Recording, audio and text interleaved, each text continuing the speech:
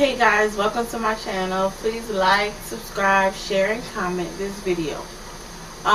So as you can see by the title, this video is going to be strictly about being a teen mom. At the moment I do have 2 children. So I'm going to have a story time about my first child. So yes, I was 17 years old. I was 17 years old when I had my first child, so I was a teen parent. And it was hard, but at the same time it wasn't hard because I had such a strong support system from my family. So whenever I first found out I was pregnant, I knew right off the bat. I knew right off the bat I was pregnant. It was kind of like a scare to me. Not a scare, but it was kind of like I didn't want anyone to judge me. And of course, I was playing basketball at the time, so I knew like people were gonna talk, but I didn't care. I did care. I'm not gonna lie, I cared because I don't like when people talk about me or talk down on me, which I know I have a lot to learn about life. But anywho, so first of all, I had to figure out a way to tell my mom, and that was hard for me because I didn't want to disappoint her, and I didn't want anyone to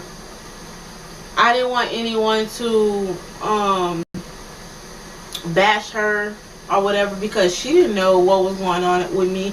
She didn't know that I was out here having, the woohoo. And so one morning I woke up and I was like, man, I gotta tell my mom.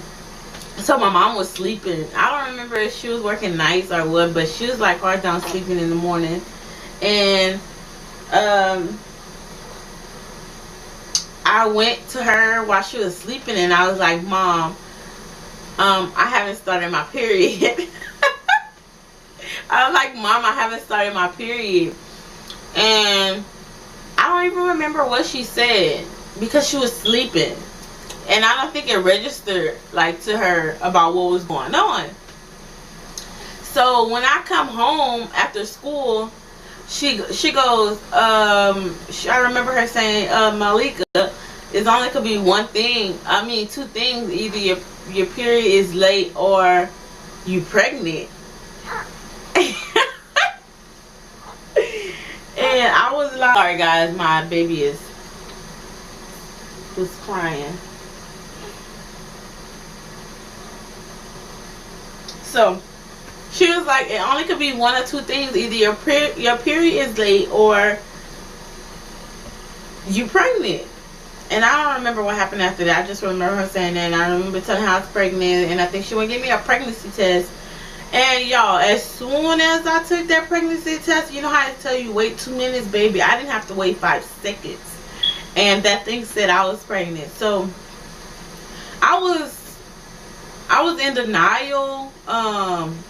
I was hurt, not because of everybody or anybody, because of myself. I felt like I let myself down. And it was crazy. It was crazy because I cried myself to sleep so many times. And I'm saying I don't regret it because I love my child and I love, the lessons I learned from the whole situation. But at the same time, I really wish my baby could have been for my boyfriend, because my boyfriend at the time, I'm sorry, because the guy that my child is for, I wasn't in love with him. I didn't want to be with him, none of that type of stuff. So it really changed everything about my perception.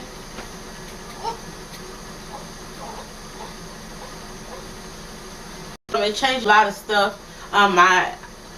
That's a whole nother story about my ex or whatever.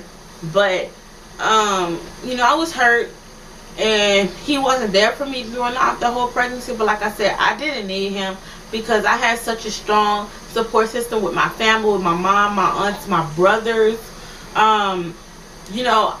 It was crazy. I told the guy, you know, that I was pregnant and whatnot, and he would he didn't care. He didn't care whatsoever. And you know, it doesn't bother me anymore, but at the time it bothered me. I was 17 years old. You know, my mind wasn't ready for a child, and I knew that, but you know, I still did what I did anyway, and I fault myself. I don't fault him. I fault myself because I could have prevented that.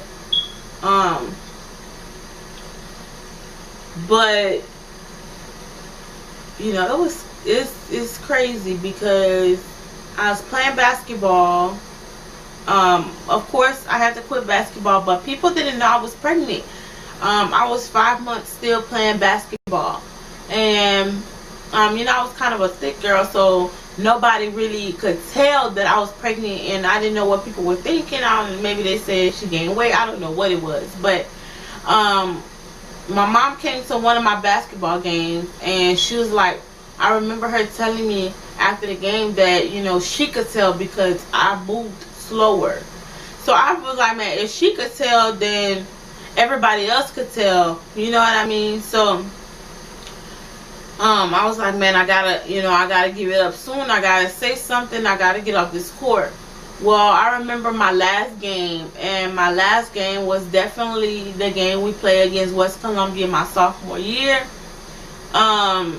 I had told my cousin that I was pregnant, and she was going to West Columbia. So I told her I was pregnant, and she was watching the game, and I had another friend at the time who was also watching the game, and she knew I was pregnant. And I remember them saying, Malika, you know, you scared me, you need to stop playing. You fell, because I fell a couple times in the game. I was always falling, but and at that time I realized, with my mama saying that I was moving slower than normal, with them telling me they were scared because I was falling in the game and stuff, I was like, I gotta stop, I gotta quit playing. So I quit playing. It was hard. I cried. I didn't want people knowing I was pregnant, so I tried to keep it a secret, but you know, it got out anyway. It was hurtful because I felt like I was letting a lot of people down. Not saying I was like, you know, whatever, but I felt like I had something with basketball, and I feel like I could have worked towards it more and stuff, but it is what it is. So that happened. I quit playing basketball, you know, I let it go. I let it go, and that was probably the hardest thing for me because that was kind of something that was in my heart. It was in my heart, and I didn't want to let it go at all. But I understood that I had a child coming, and it would hurt my child if I would hurt myself. So I'm trying to think about what else happened. So I quit basketball, and then, you know, I was just living then like I was living pregnant. And it was crazy because a lot of people would talk about me behind my back, call me like a hoe and stuff like that. And a lot of people wouldn't say it directly to me, but they would say it to other people, and other people would come and report it to me, and it hurt my feelings because just because a young lady slipped up one time, you know, I know it changed my whole life. And I don't mind that because I love my daughter. You know, my family helped me raise her, and you know, I wouldn't change anything. But it hurt me to see people bash me or any young other teen mom for having a child so young. You know what I mean? People, for all those young teen moms out there, baby, do you and take care of your child. It's not impossible. Find you a support system. If you don't have a support system, reach out to somebody. People will bash you and think that you're just another statistic. You're not. You can definitely overcome obstacles obstacles. You can overcome lessons. You know, you can definitely use your testimony to help someone else. Don't let people make you believe that you're just a statistic, because you're not.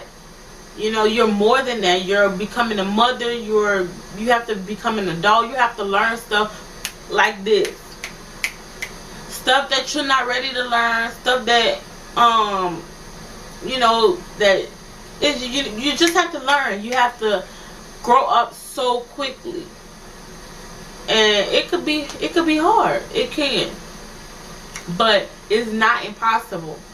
And I always tell people, I wanted to do something that I would have regret when I was pregnant. I would have regretted it. And so many people tell me they regret getting, you know, they regret the situation, and I don't want to mention it. But I'm so happy that I have my mother who told me no, who was there for me, said that she would support me no matter what, that she loved me no matter what. Some people don't have that. Some people do not have that support system. And so I did have my child in high school, 17 years old, June 16th, 2014. June 16th, 2014, I had her, and she's the best thing that ever happened to me. And I'm still fighting to get my college degree. I got my high school diploma, even when people thought I wouldn't, just because I had a child. I did what I had to do. I worked, you know, I just became an adult, a young adult. And I always say that God never puts too much on you that you cannot bear. And that's the honest truth. Because I thought that I couldn't handle it at points. It was time where I couldn't let go. And I didn't, because I prayed. I never held my tears in. You know. But I couldn't thank my mother enough. My family, I couldn't thank them enough for being there for me, because some people don't have that support system, like I keep repeating. Some people don't have that support system, but I did. I did. My mom, my grandmother, my aunts, my brothers, my stepdad, even he watched my child sometimes when I went to school. So don't ever give up. So all the teen moms out there, don't ever give up. It's not impossible. It's very possible to get through all your obstacles as a teen parent. Man, she's trying to get my video right now. But it was hard. It was a hard journey. It was a hard 9 months. It was hard going to school. It was hard doing all that. And I'm not going to sit up here and lie and tell you it was easy, because it wasn't.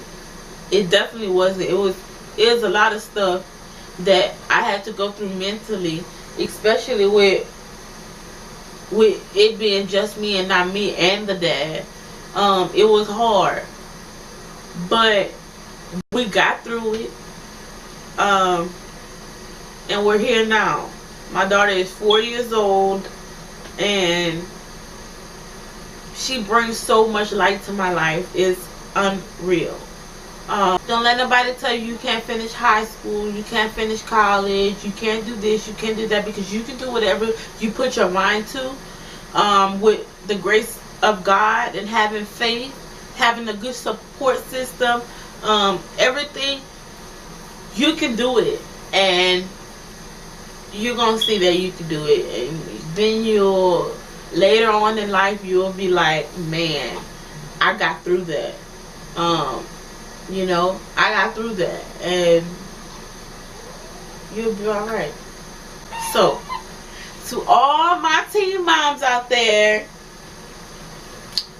get your stuff together, girl, because you can do it. You can do it. You can be whatever you want. You can do whatever you want. You can do it.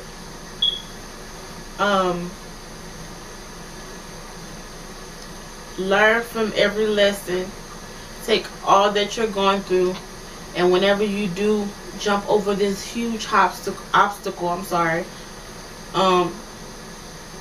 just know you have a great testimony.